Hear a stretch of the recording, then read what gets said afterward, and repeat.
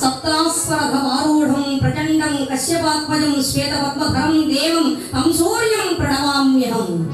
మీ దర్శనం కావాలి అంటే ఏ తీర్థానికి వెళ్ళవలసిన పని లేదు, ఏ ఆలయానికి వెళ్ళవలసిన అవసరం లేదు. ప్రత్యక్ష దైవం కదా. మీ దగ్గర విద్యను అభ్యసించాలి అనుకుంటున్నాను, నన్ను శిష్యునిగా స్వీకరించండి అంటాడు. వినయ విధేయతలతో విద్య నేర్చుకునేవాడికి ఉండవలసిన మొదటి ప్రథమ లక్షణం వినయం.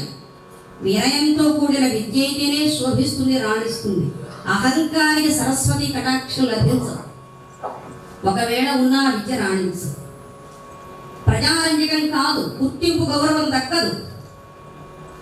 అప్పుడు సూర్యనారాయణుడు అంటాడు, నాయన నీ జాతి లక్షణం ఏమిటి? ఒక చోట కుదురుగా ఉండలేవు.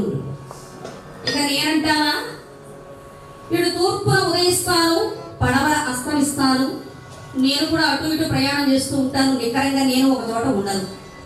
మరి నా వద్ద నీకు విద్య ఎలా లభిస్తుంది, ఎలా నేర్చుకోగలవు అంటే, మనసుంటే మార్గం ఉంది. మరేవ మనుష్యాణం కారణం అంధమోక్షయోహో. కాబట్టి అలా తూర్పు కొండపై ఒక పాదం మోపి పడమర కొండపై మరో పాదం పెట్టి సూర్య నారాయణమూర్తి దగ్గర ఆయన సంచరిస్తూ ఉన్నప్పుడే సమస్తమైనటువంటి విద్యలు, అడిమాది అష్టసిద్ధులు అభ్యసించినటువంటి మహనీయుడు ఆంజనేయ స్వామి. అందుకనే ప్రతి ఒక్కరు కూడా ఆయన్ని ఉపాసించాలి. సాక్షాత్తు శివాంశ సంభూతుడు, శత్రుల పాలిడి అరివీర భయంకరుడు. ఆయన నమ్మితే కాని పనంటూ ఉండదండి. ప్రతి పనిలోనూ కూడా విజయం వరిస్తుంది.